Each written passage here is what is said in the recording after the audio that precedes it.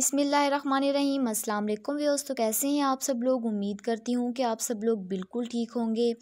तो जैसा कि आप सब लोग जानते हैं कि दीवानगी का एंड होने जा रहा है आज, और सबको बेचैनी से इंतज़ार है कि आखिर इस ड्रामे का एंड क्या होगा। तो चलिए आज मैं आप लोगों को बताऊंगी कि आप लोगों को इस ड्रामे का एंड क्या होगा। नगीन सुल्तान से बदला लेने के लिए हारून की वजह से वो सुल्तान को फ़ोन करती है कि मैं बहुत अकेली हूँ, मुझे सहारा चाहिए। वो सुल्तान के साथ गेम खेलती है क्योंकि वो सुल्तान से अपने हर आंसू का बदला लेना चाहती है।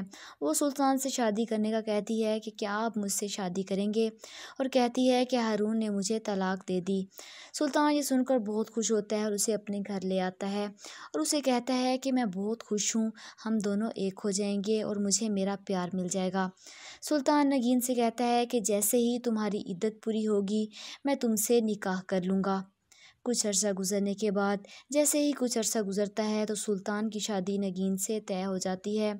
सुल्तान तैयार होकर खड़ा होता है, उधर नगीन दुल्हन बनकर बहुत ही ज़्यादा खूबसूरत लग रही होती है। सुल्तान नगीन से कहता है कि मैं तुम्हें दुनिया की हर खुशियाँ तुम्हारे कदमों में ला कर रख दूँगा। आगे आप लोग देखेंगे कि नगीन अपनी ज़ुबान खोलती है हारून सुल्तान के सामने कि सुल्तान मैं आज भी हारून से मोहब्बत करती हूँ, और उधर सुल्तान भी वहाँ पर आ जाता है और ये सब कुछ सुन रहा होता है।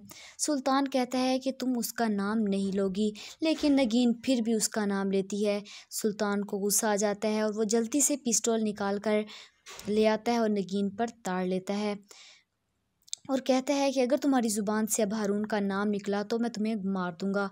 लेकिन नगीन नहीं हटती, फिर भी वो हारून का नाम ले लेती है। तो आखिरकार सुल्तान मोहब्बत की बाजी हार कर अपने आप को गोली मार लेता है और हारून और नगीन खुशी खुशी अपनी लाइफ स्पेंड करने लग जाते हैं। तो कैसा लगा आप लोगों को ये ड्रामे का एंड? कमेंट बॉक्स में ज़रूर बताइएगा। तब तक के लिए मुझे इजाज़त दीजिएगा। खुदा हाफिज़।